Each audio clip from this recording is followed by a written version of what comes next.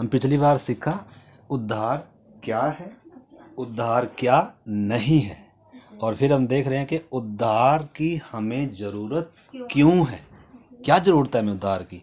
और फिर अगली बात हम देखेंगे उद्धार कैसे मिल सकता है। उद्धार कमाया नहीं जा सकता, पैसे कमा सकते हैं, नाम इज्जत शोहरत कमा सकते हैं, चांद पर जा सकते हैं, बहुत कुछ दुनिया में हासिल कर सकता है एक इंसान, लेकिन उद्धार हासिल नहीं कर सकता।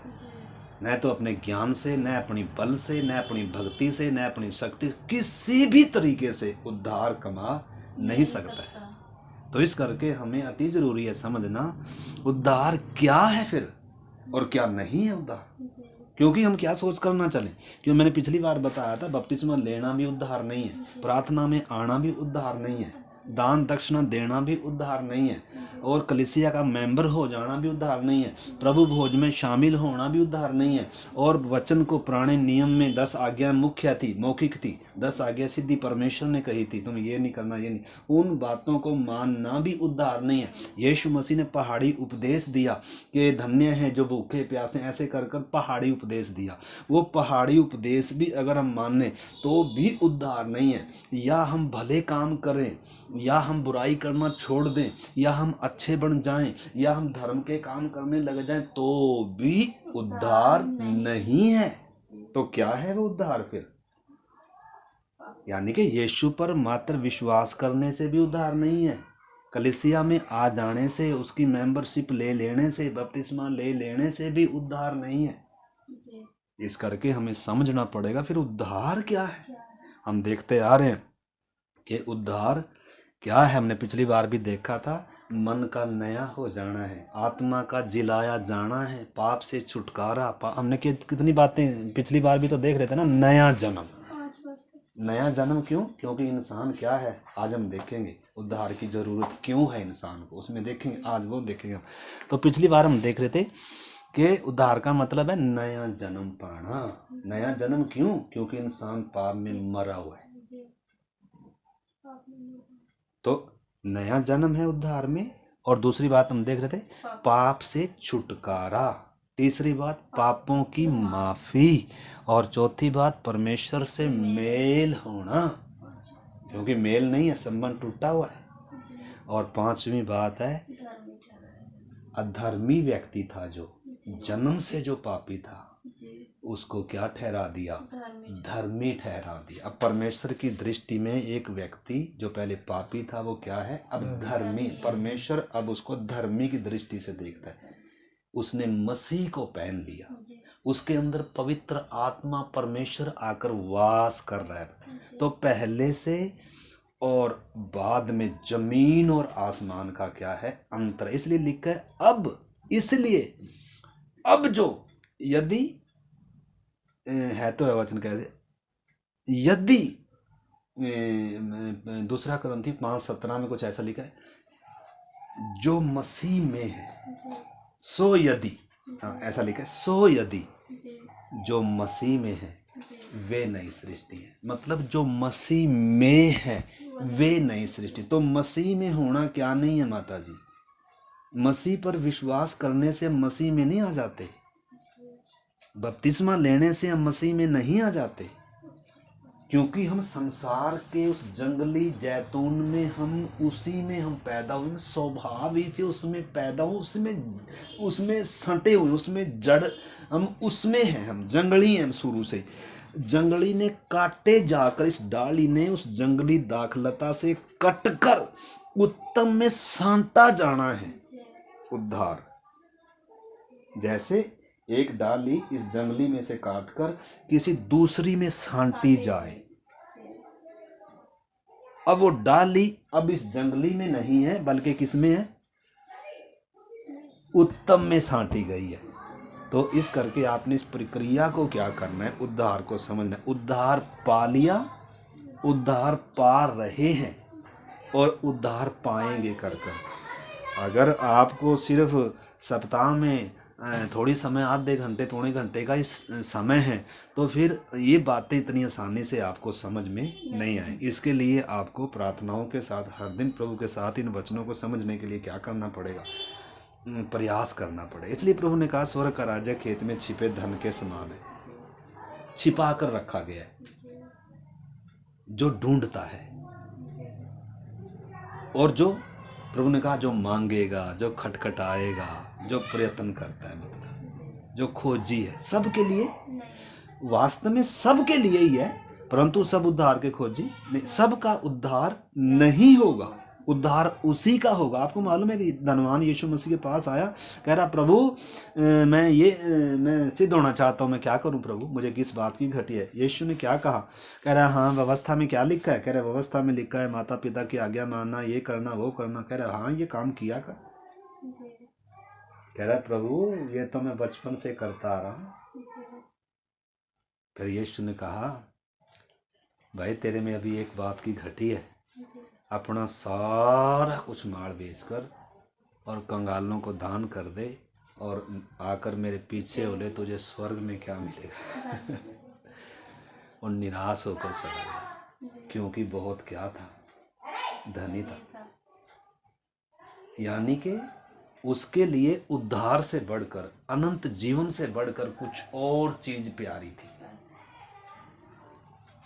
जब तक हमें उद्धार सबसे कीमती नहीं लगता, जब तक परमेश्वर के साथ का संबंध, अनंत जीवन हमें सबसे बढ़कर नहीं लगता, सबसे बड़ी कीमत जब तक हमें उसकी नहीं लगती, और उसके लिए कुछ भी छोड़ने के लिए जब तक हमारा मन तैयार नहीं होता, तब तक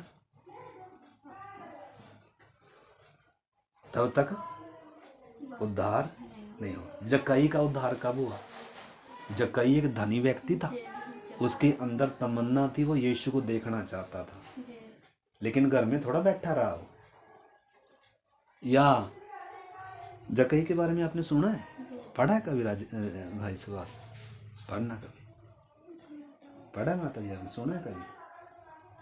हाँ तो आपको मालूम नहीं है। हाँ तो जक्कई व्यक्ति था एक, जब यीशु मसीह थे,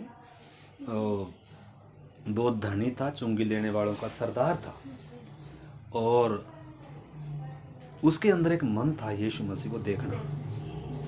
परंतु रुकावट क्या थी? पहली बात तो रुकावट ये है कि वो चुंगी लेने वालों का सरदार है। चुंगी लेने वाले बहुत व्यस्त होते हैं, उनके ऊपर उसका देख रेख का काम है, मतलब बहुत ज़्यादा व्यस्त आदमी है ये सबसे बड़ी उसकी रुकावट है।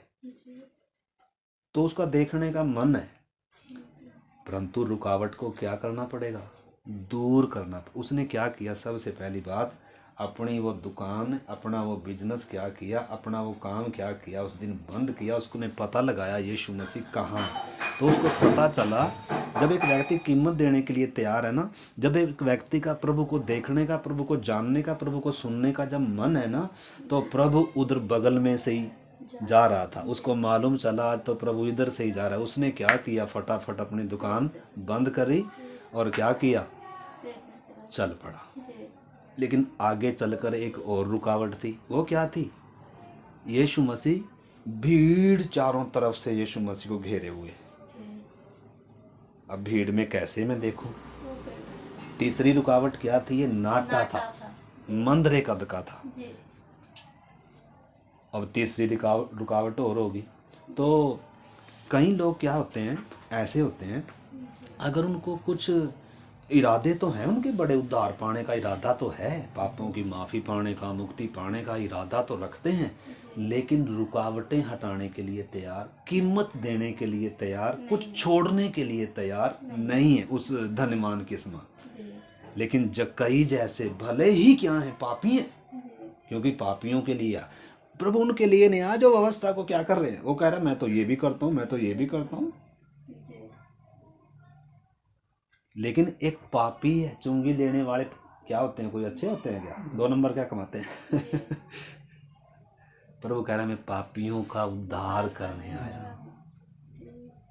पापियों के लिए मरने आया।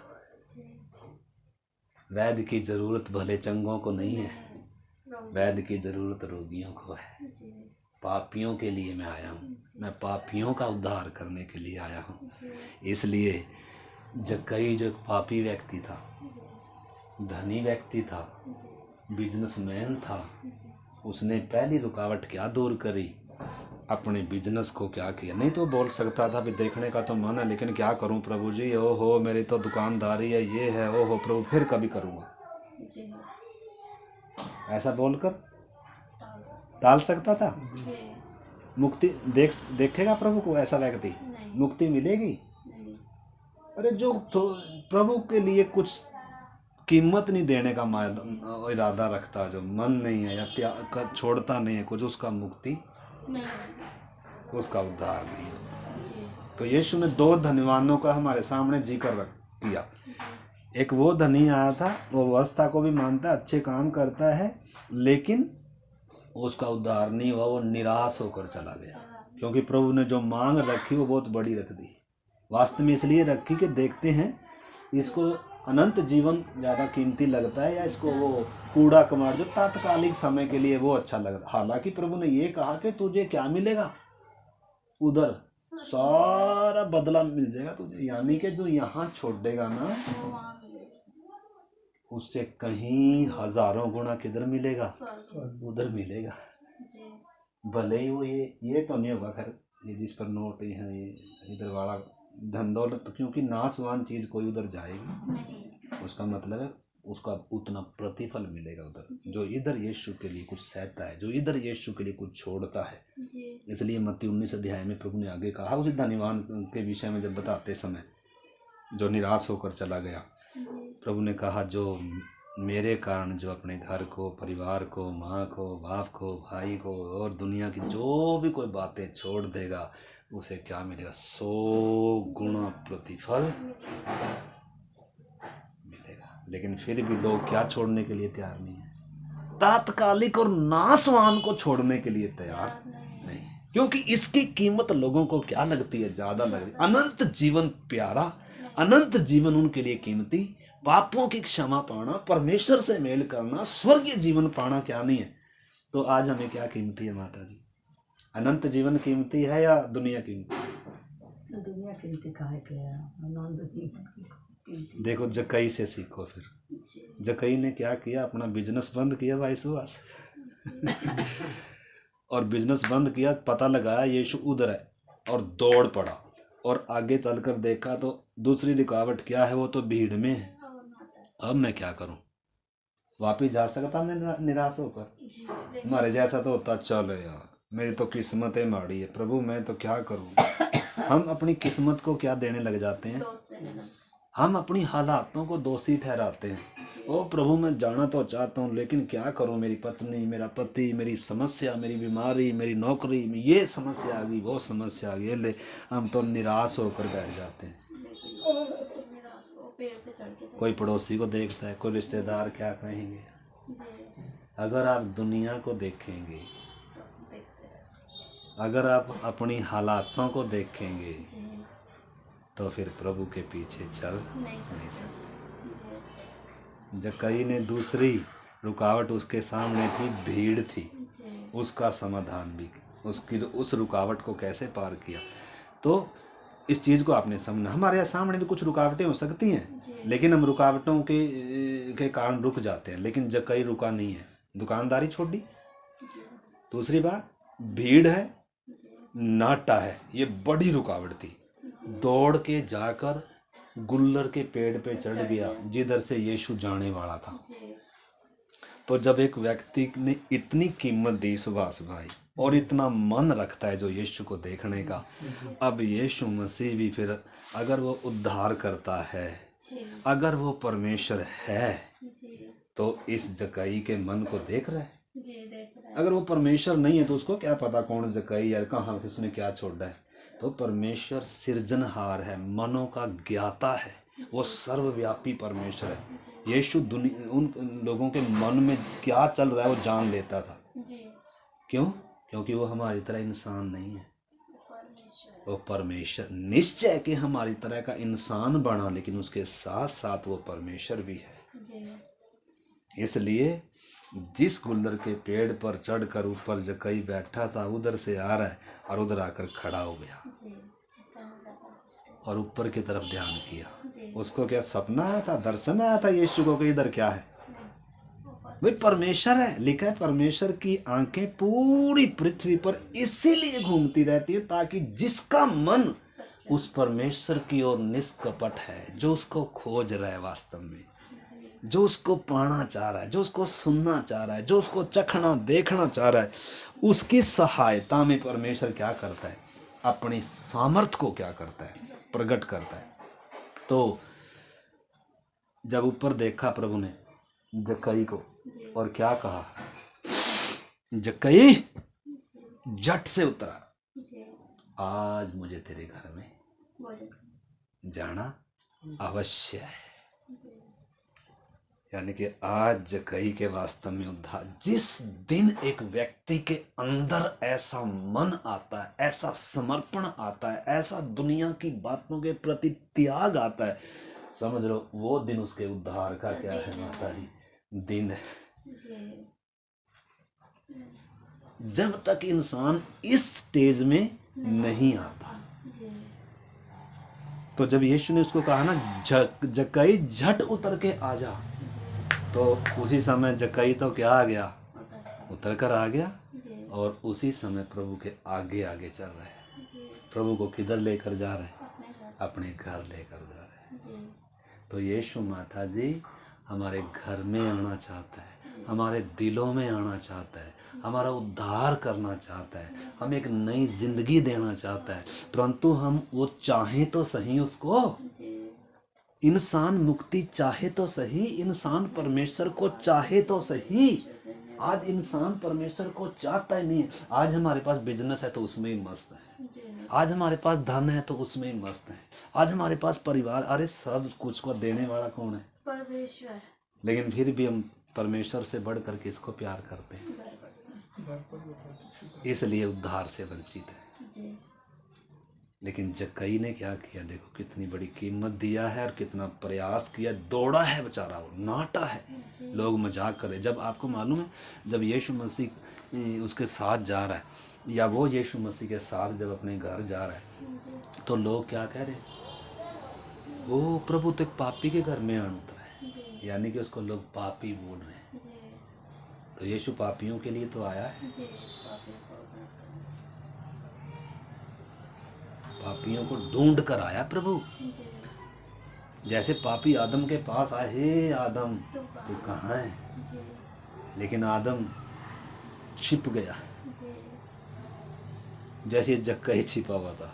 जक्कई की खूबी क्या थी, जक्कई दौड़ कर उतर कर आ गया प्रभु, लेकिन आदम ने क्या नहीं किया। आदम उल्टा उंगली उठा रहा है, कह रहा मेरा कोई कसूर नहीं है, तेरा कसूर है, तूने इस पत्नी को दिया था, और आधा कसूर इस पत्नी का जिसने मुझे फल खिलाया, मेरा कोई कसूर नहीं है। परमेश्वर को उसी समय नाश कर देना चाहिए था, लेकिन परमेश्वर प्रेम करने वाला परमेश्वर है। परमेश्वर नहीं चाहता कोई नाश हो, इसलिए यीशु मरा, इसलिए उधर मेमना बलिदान हुआ। तो इस चीज को सुबह सुबह हमने समझा। माता जी आपने प्रार्थना के साथ समझा, मेरे साथ है ना? हाँ। तो जक्कई ने क्या कीमत दिया, हम क्या कीमत दे सकते हैं? कीमत वही दे सकता है जो यीशु को, जब, इसलिए मैंने क्या बताया पिछली बार भी हम देख रहे थे, स्वर्ग का राज्य खेत में छिपा वो धन है। मतलब ये ऐसा धन, ये ऐसा खजाना है जो छुपा, ये भेद है दुनिया के लिए, परंतु जिसको ये भेद मालूम हो गया, जिसको ये मिल गया, वो तो फिर मारे आनंद के जाकर क्या सब कुछ को बेच कर, लिखा है उसने उस खेत को क्या कर लिया, मोल ले लिया। अब दुनिया चाहे उसको पागल बोले, दुनिया चाहे उसको जो मर्जी बोले, लेकिन जिसको ये मिल गया है ना, उसका आनंद जो है ना, उसकी खुशी जो है ना, उससे कोई उसको छीन नहीं सकता है। दुनिया तो पागल बोलेगी, क्योंकि दुनिया तो ये देखती है, क्योंकि भेद है, दुनिया को ये बात समझ में आएगी क्योंकि छिपा कर रखी गई है। पति ने अगर उद्धार पा लिया तो पत्नी को समझ में नहीं आएगा। गुस्सा आएगा, इसने किया क्या, इसने सोचा भी नहीं है क्या, इसको थोड़ा भी हमारी चिंता नहीं है क्या इसको।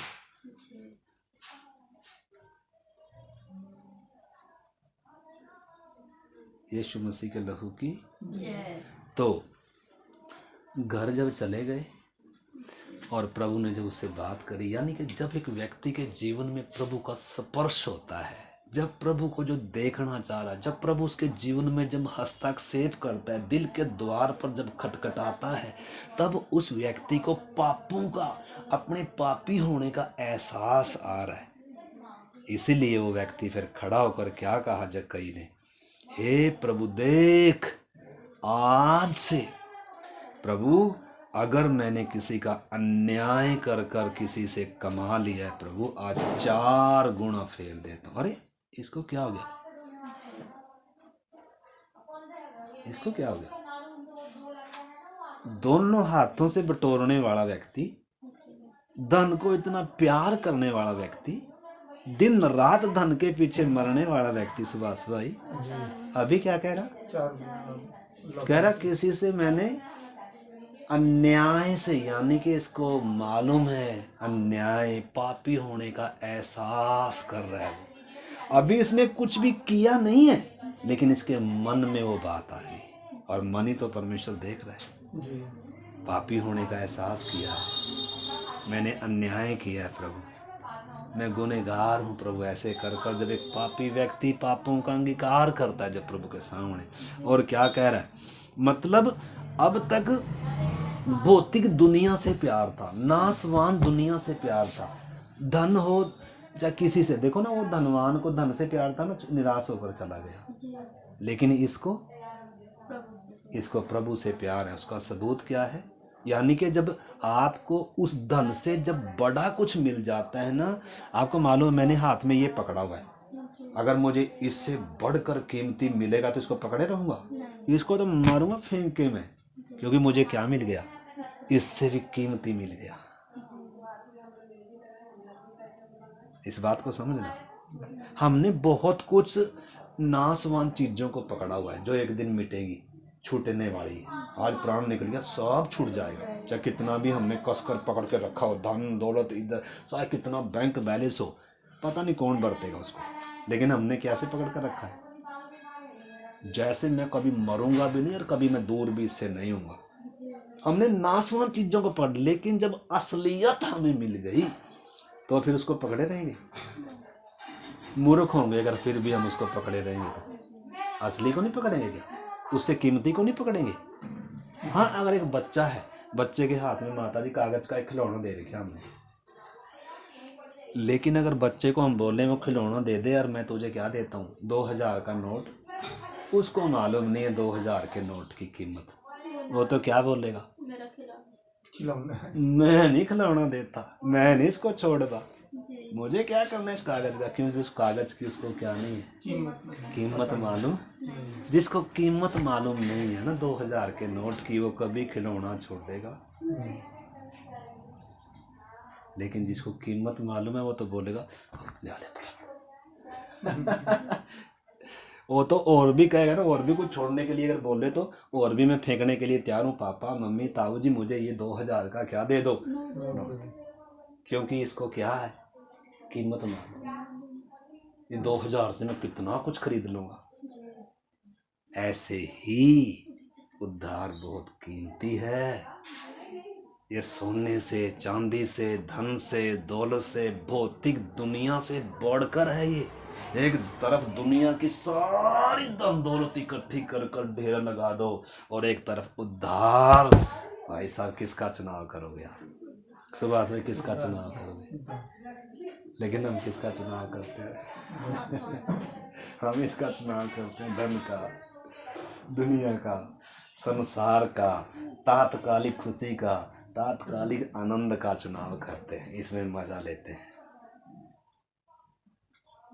बुद्धि क्या है, बंद है, आंखें क्या पड़ी हुई हैं, किसी ने आंखों को बंद कर कर रखा हुआ है, इस संसार के ईश्वर ने लिखा है, उन अविश्वासियों की बुद्धि को इस संसार के ईश्वर ने अंधी कर रखा, ताकि मसीह जो परमेश्वर का प्रतिरूप है उसके तेजों में सुसमाचार का प्रकाश उनके ऊपर ना चमके। तो जैसे ही जक्कई वो ऐलान किया उसने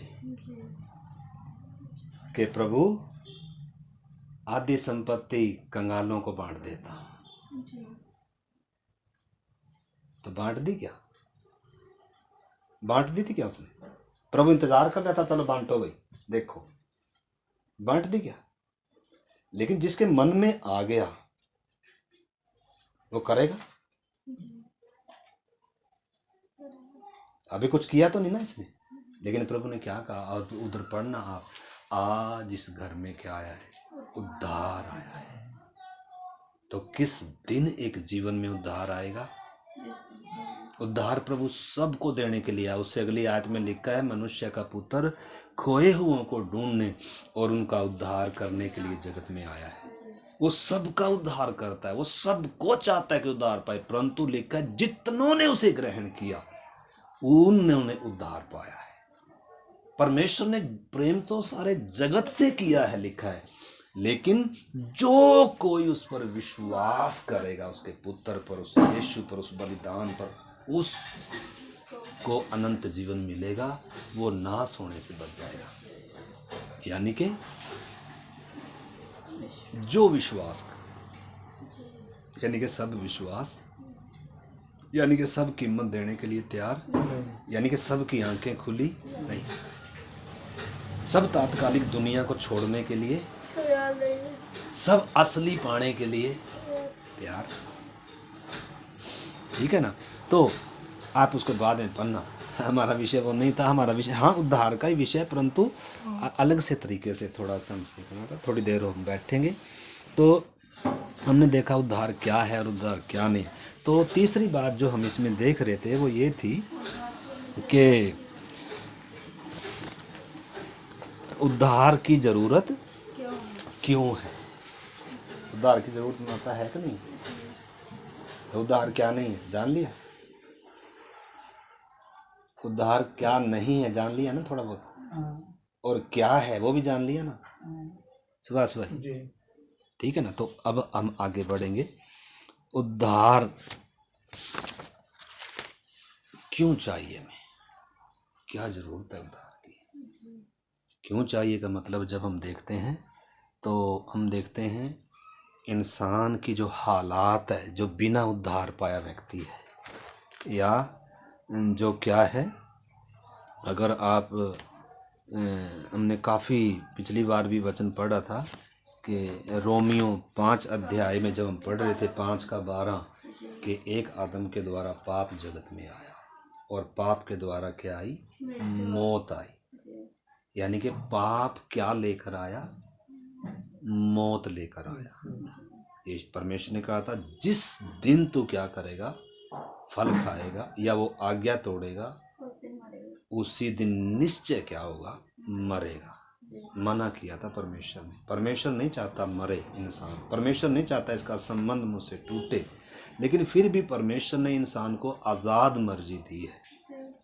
परमेश्वर अपने आप को, उद्धार को किसी के ऊपर थोपता नहीं है, लेकिन इंसान की ज़रूरत है। परमेश्वर, इंसान की ज़रूरत है उद्धार। बिना उद्धार मौत है, अनंत काल की मौत है। परमेश्वर ही है जीवन, वो जीवन का वृक्ष। तो इस करके परमेश्वर चाहता है कि इंसान किसका चुनाव करे। हमने वो कुछ बातें सीखी हैं, तो आज थोड़ा सा कुछ हम देखेंगे। अगर आप इसका 3 अध्याय थोड़ा पढ़ लो, 3 अध्याय निकाल लो रोमियो 3 का।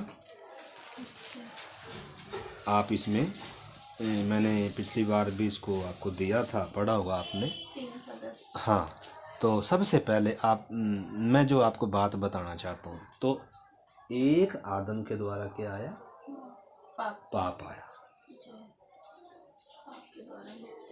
उस आदम के पाप के कारण माता जी सारी मानव जाति क्या है?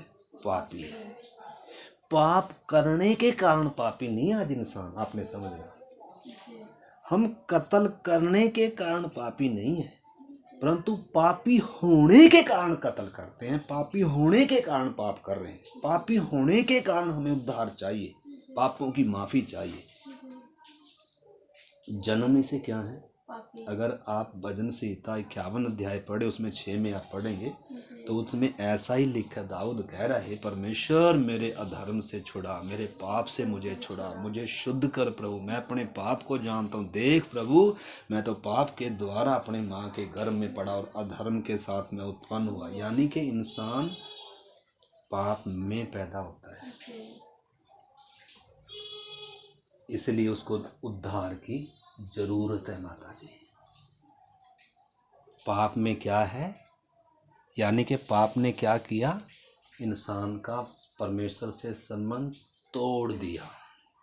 तो न केवल आदम ने पाप किया, वचन कहता है रोमी 3 अध्याय जब पढ़ोगे, लिखा है कोई भी धर्मी नहीं है, एक भी नहीं है, क्योंकि सब ने क्या किया है? पाप किया।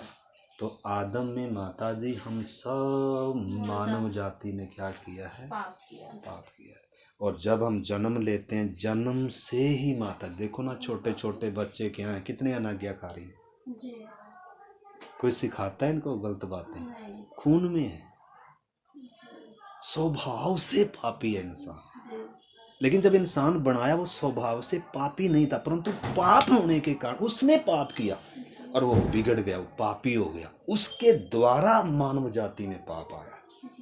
इसलिए कोई भी धर्मी नहीं है, एक भी नहीं है, सबका परमेश्वर से संबंध टूटा। कोई परमेश्वर का खोजी नहीं हो। 3 अध्याय में आप पूरा पढ़ सकते हैं, 10 से लेकर 23 तक। और पाप की मजदूरी क्या है? मौत है। यानी कि पाप ने क्या किया सुभाष भाई? पाप में पहली बात हम देखते हैं सब क्या हैं? मरे हुए हैं। इसलिए माता जी उद्धार की जरूरत है। और वो उद्धार क्या हम देख रहे हैं? नया जन्म है उद्धार। यानी कि मरे हुए व्यक्ति को क्या होना है? नए सिरे से जन्म होना है। इसने जिलाया जाना है, इसका उद्धार। और जिला कौन सकता है? अगर मरे हुए व्यक्ति को हम दवाई दें, डॉक्टर के पास ले जाएं, अगर व्यक्ति बीमार तो है तो डॉक्टर क्या कर सकता है? उसको ठीक कर। अगर इंसान मर गया तो उसके मुंह में दवाई डालने से, उसको टीका लगाने से वो जिंदा हो सकता है? कौन कर सकता है? जिसमें जीवन है ना, वो ही जीवन उसमें डाल सकता है। टीके लगाने से उसमें जीवन नहीं है। यानी कि इंसान जो अपने प्रयास कर रहा है ना मुर्दे को जिलाने के, इनसे इंसान जिंदा हो ही नहीं सकता। जिसके अंदर जीवन है, यीशु में जीवन है, वो कहता है मार्ग, सत्य और जीवन मैं ही हूं। जो मुझ पर विश्वास करता है वो कभी नहीं मरेगा, वो जीवन में प्रवेश कर चुका है। तो इसलिए आपने समझना है प्रभु यीशु मसीह वो जीवन है, वो ही क्या कर सकता है? जिला सकता है। जैसे उसने मुर्दों को जिलाया शारीरिक तौर पर, जो मरे हुए थे। कितने उदाहरण है, यीशु मसीह ने मुर्दों को जिलाया। 3 दिन का एक लाजर मुर्दा कब्र में बंद था, उसको बोला ए लाजर निकला। और एक दिन वो सारे जितने भी मरे हुए दुनिया, आदम से लेकर सब जितने मरे हैं, एक आवाज देगा, हे आदमियों लौट आओ। भजन संहिता में लिखा है, हे आदम वंशियों लौट आओ। सब छोटे बड़े जी उठकर न्याय सिंहासन के सामने पूरे खड़े हो जाएंगे अपने अपना लेखा देने के लिए। सब जिंदा किए जाएंगे, सब का न्याय किया जाएगा। परंतु उससे पहले परमेश्वर इंसान को पाप की दशा से जिला रहा है, इस आत्मिक मृत्यु से जिला रहा है। अगर इसमें जिलाया गया तो फिर अनंत काल तक फिर हम कभी मरेंगे नहीं, सजा नहीं। तो इस करके हमने समझना है। तो पहली बात जो हम देख रहे हैं, पाप में मरे हुए, इसलिए हमें किसकी जरूरत है? उद्धार की। उत्पत्ति 2:17 में ऐसा ही लिखा, जिस दिन तुम फल खाओगे उस दिन निश्चय क्या होगे? मरोगे। तो और हमने भजन संहिता 51 का 6 में भी ऐसा लिखा है, और रोमियो की पत्री 3 अध्याय में ऐसा लिखा है, और इफिसियों 2 अध्याय का जब 1 वचन पढ़ते हैं माता जी, उसमें भी लिखा है तुम पहले अपने पापों में अपराधों में क्या थे, मुर्दा थे, परंतु यीशु के साथ ही क्या किए गए, जिलाए। तो जो उद्धार पाए लोग हैं उनको बता रहा है परमेश्वर का दास वचन, कह रहा है कि तुम पहले क्या थे, क्या थे, क्या थे माता, मरे हुए थे। किसमें? अपने पापों के कारण, अपने अपराधों के कारण इंसान माता जी मरा हुआ है, आत्मिक जीवन नहीं है, आत्मिक दुनिया में आत्मिक तौर पर मरा हुआ है हर एक। इसीलिए प्रभु यीशु मसीह उस निकोदेमुस को कह रहा है, वो यीशु पर विश्वास तो करता है, वचन तो पढ़ता है, प्रार्थना में तो आता है, भले काम तो करता है, गुरु है, दूसरों को सिखाता भी है, लेकिन यीशु ने कहा मैं तुम्हें सच सच कहता हूँ, जब तक एक व्यक्ति नए सिरे से जन्म नहीं लेगा, वो स्वर्ग के राज्य को, वो आत्मिक राज्य को, वो परमेश्वर के राज्य को देख नहीं सकता, उसमें प्रवेश नहीं कर सकता और उसको चख नहीं सकता। तो हर एक व्यक्ति पाप में मरा हुआ है और उसको जिलाए जाने की ज़रूरत है, और यीशु मसीह ही क्या कर सकता है, जिला सकता है। जो जिलाए गए हैं वो यीशु के द्वारा ही जिलाए गए। इफिसियों 2 का 1 पढ़ लो, देखो अगर आपको नहीं है तो। उसमें लिखा है जिनमें तुम भी पहले अपने पापों और अपराधों में मरे हुए थे, परंतु परमेश्वर ने मसीह के साथ क्या, तुम्हें भी जिलाया, उसने तुम्हें भी जिलाया, जो अपने अपराधों और अपने पापों के कारण, जो अपने अपराधों और पापों के कारण। तो खाली आदम के पाप के कारण ही नहीं, बल्कि हम भी क्या किए, हमने भी जन्म से लेकर आज तक क्या ही किए, उद्धार के दिन तक पाप ही किए और मरी दशा में थे। धन्यवाद उस परमेश्वर का, उस यीशु का जिसने हमारे लिए जीवन मुहैया किया। हमारे खुद के प्रयास तो ऐसे ऐसे जैसे मरे हुए को डॉक्टर क्या लगा रहे थे, टीका लगा रहे थे। तो नया जन्म, इसलिए वो गुरु क्या कह रहा निकोदेमुस, प्रभु ये कैसे हो सकता है? हाँ, ये नहीं हो सकता, इंसान से तो ये हो सकता। क्यों, क्या कर रहा है प्रभु, क्या मैं बुढ़ा होकर अपनी माँ के, बुढ़ा होने पर भी मैं अपनी माँ के पेट में जाकर दोबारा से जन्म लूँगा? मतलब वो दिखाता है कि आत्मिक बातों को एक प्राकृतिक व्यक्ति क्या नहीं कर सकता, समझ नहीं सकता। फिर प्रभु ने उसको बताया ये कैसे होगा, क्रूस के द्वारा होगा, जो क्रूस की तरफ देखेगा। तो इस करके मेरे प्यारे भाई बहनों, काफ़ी समय भी हो गया, हम प्रार्थना करेंगे। तो पापों में मरे हैं, इसके लिए अगर आप ये हिजकेल 18 अध्याय का 4 वचन पढ़ें, उसमें भी लिखा है जो पाप करेगा वो क्या होगा, निश्चय जो व्यक्ति पाप करेगा, परमेश्वर का सिद्धांत है पाप की मजदूरी रोमी 3:23 कहता है सब ने पाप किया है और पाप की मजदूरी क्या है, तो मजदूरी मिलनी चाहिए माता जी। हम काम करते हैं, मजदूरी अगर कोई ना दे तो अन्याय नहीं करेगा कोई है? वो अन्याय करेगा तो देखेंगे ना, हम छोड़ देंगे। नहीं नहीं, आप मेरी बात को जबरदस्ती से थोड़ी लेंगे। आप उस तरीके से बात को नहीं ले समझो। देखो जिस तरीके से मैं कह रहा हूँ, परमेश्वर सारी दुनिया का न्यायी है कि नहीं है? क्या सारी दुनिया का न्याय ना करे? अगर परमेश्वर न्याय ना करे तो फिर अन्याय नहीं होगा, तो परमेश्वर कभी अन्याय नहीं करेगा। इसलिए उसने कहा जिस दिन तू फल खाएगा उसी दिन निश्चय क्या होगा, मरेगा। मतलब परमेश्वर क्या नहीं कर सकता, माफ नहीं कर सकता। इसलिए यीशु को मरना पड़ा हम पापियों के लिए, बिना उसके मरे के। परमेश्वर का न्याय पूरा होना है, मतलब परमेश्वर का तरीका ये है। लेकिन इंसान का तरीका क्या है? अच्छे कर्मों के द्वारा, भक्ति के द्वारा, पूजा पाठ के द्वारा और दान दक्षिणा, और मतलब अपने प्रयास, अपने नंगे तन को ढांपना, अंजीर के पर इंसान का तरीका अलग है, परंतु इसके द्वारा मुक्ति नहीं है। परमेश्वर का तरीका उधर लहू बहा है, उधर किसी की जान गई है, यह है परमेश्वर का तरीका। इस तरीके के द्वारा उद्धार है।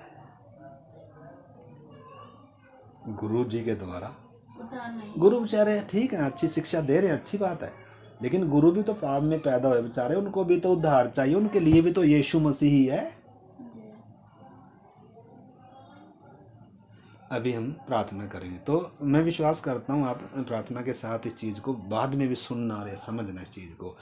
तो इंसान, पहली बात, उद्धार क्यों चाहिए? क्योंकि पापों में क्या है, मरा हुआ है, और मुर्दा व्यक्ति के साथ परमेश्वर का कोई क्या नहीं है।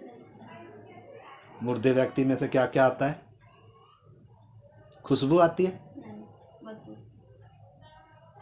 बदबू आती है। पाप की क्या आती है? मौत की क्या आती है? दुर्गंध आती है, पाप की बदबू आती है। भले ही हमें तो आती नहीं है, लेकिन परमेश्वर को आती है। परमेश्वर की नज़रों में हम क्या हैं? पापी हैं भाई, मुर्दा। हम अपनी नज़रों में तो संत जी हैं, हम बड़े बड़ी भक्ति करने वाले होंगे, बड़े बड़े क्या होंगे, तपस्वी होंगे, बड़े बड़े, हमारी दुनिया हमें नतमस्तक करती होगी, हमारे सामने झुकते होंगे, हम गुरु जी कहलाते होंगे, हम संत जी कहलाते होंगे, हम साधु जी, हम सन्यासी जी कहलाते होंगे, दुनिया हमारी फॉलोवर होगी, हमारे ज्ञान, हमारे से ज्ञान की बातें सुनती होगी, लेकिन परमेश्वर की दृष्टि में पापी हैं।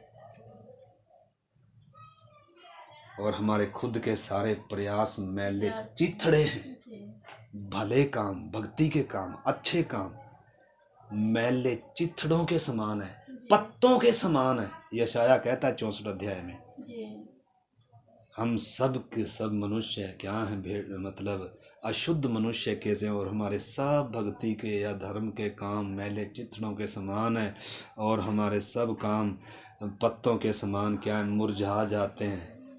उनके द्वारा नंगा तन ढंप नहीं सकता है, उनके द्वारा हमारा पाप माफ नहीं हो सकता है, मिटाया नहीं जा सकता है। किसी का लहू बहना जरूरी है, मरना जरूरी है।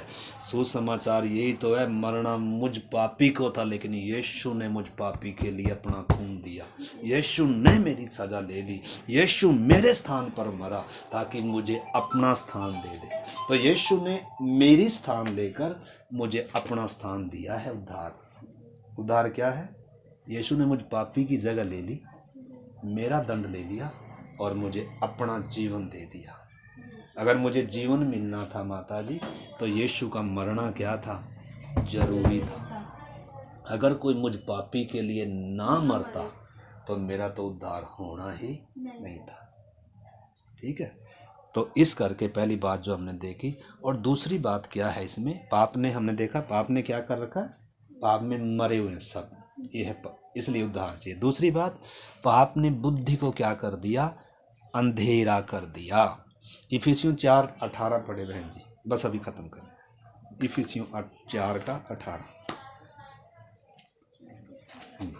बस अभी खत्म। इफिसियों 4:18,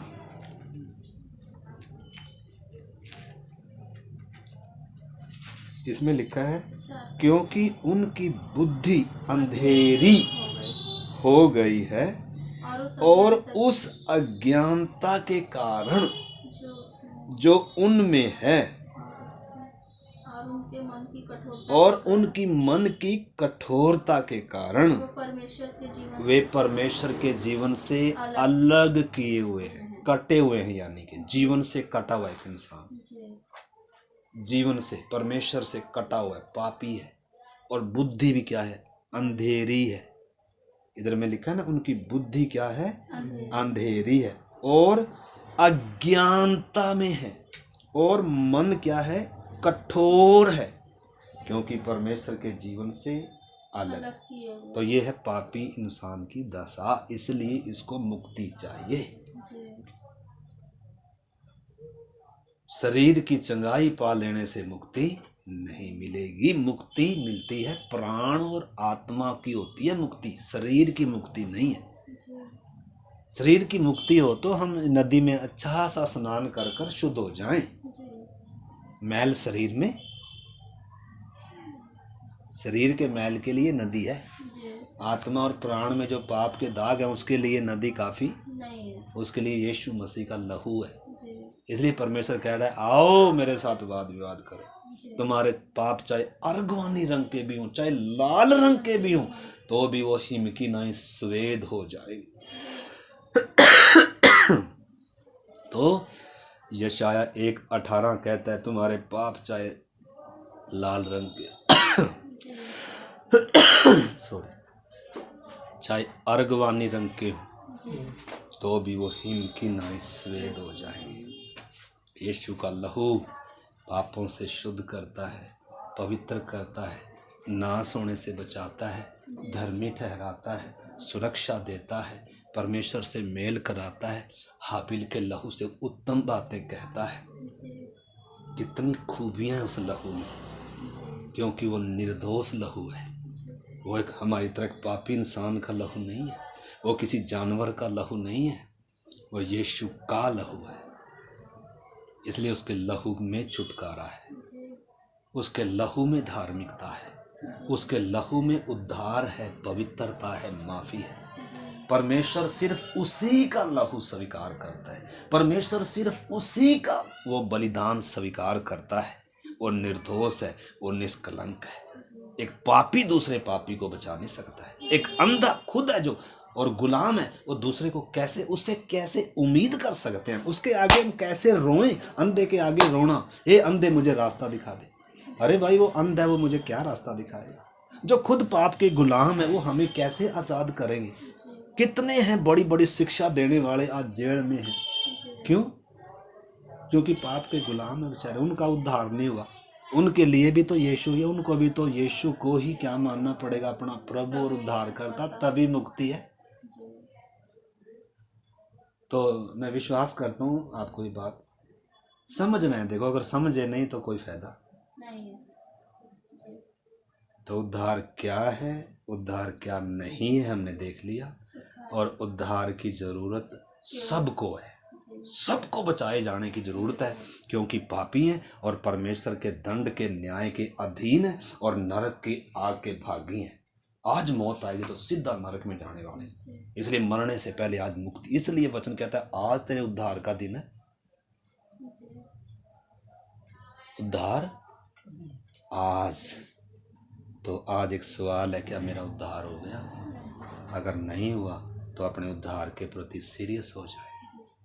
क्योंकि इस दुनिया में अगर आपने सारा कुछ प्राप्त कर लिया, धन दौलत आदर इज्जत सब कमा लिया, लेकिन अगर उद्धार नहीं हुआ तो उससे क्या लाभ होगा?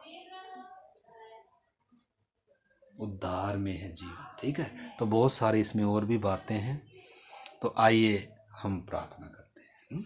बाकी फिर थोड़ा थोड़ा कर कर हम सीखें। प्यारे प्रभु, धन्यवाद आपके पवित्र वचन के लिए। प्रभु हमने उद्धार के विषय में सीखा है, उद्धार क्या है और उद्धार क्या नहीं है, और उद्धार सबकी ज़रूरत है प्रभु। क्यों? क्योंकि हम पापी हैं, पाप में मरे हुए हैं प्रभु, जिन्होंने अभी तक उद्धार नहीं पाया प्रभु, जो अभी तक जिलाए नहीं गए, जिन्होंने अभी तक अमरता नहीं पाई, जीवन नहीं पाया, जो शुद्ध नहीं किए गए प्रभु। उद्धार का मतलब है जिला दिया जाना, पत्थर हृदय को निकाल कर मांस का हृदय आ जाना प्रभु, आत्मा में जिलाया जाना। तूने कहा मैं तुम्हें नया मन दूंगा, मैं तुम्हारे अंदर से पत्थर का हृदय निकाल कर मांस का हृदय दूंगा। मैं तुम्हारे अंदर एक नई आत्मा सिरजूंगा और तुम्हारे अंदर अपनी आत्मा डालकर तुम्हें शुद्ध कर कर ऐसा बना दूंगा कि तब तुम मेरी विधियों पर चलोगे, मेरे साथ उस संबंध में जी सकोगे। प्यारे प्रभु, धन्यवाद करते हैं, पापों में मरे हुए इंसान के लिए आपने जीवन मुहैया करके दिया, यीशु मसीह को दिया पिता। जब हम पापी ही थे, आपने अपने प्रेम की भलाई इस रीति से प्रकट की पिता कि जब हम पापी ही थे तभी मसीह हमारे लिए मरा, ताकि हम जीवन पा सकें, उद्धार पा सकें। आज हर एक भाई बहन जिन्होंने अभी तक मुक्ति नहीं पाई, उद्धार नहीं पाया, नया जीवन नहीं पाया, प्रभु अपनी दशा को पहचान सकें और आज वो उद्धार के लिए तैयार हो जाएं प्रभु। इससे पहले कि समय चला जाए, समय खत्म हो जाए प्रभु, हर एक व्यक्ति, हर एक प्राणी का उद्धार हो जाए प्रभु। आप अपने कार्यों को करें प्रभु, लोगों को उद्धार की आवश्यकता है कर मालूम हो जाए और तेरे पास आ जाए, पुकार उठे कि प्रभु हमारा उद्धार कर। प्रभु आपके हाथ में सौंपते हुए प्रार्थना को यीशु मसीह के नाम से मांगते हैं, आमीन। जय मसीह। जय मसीह।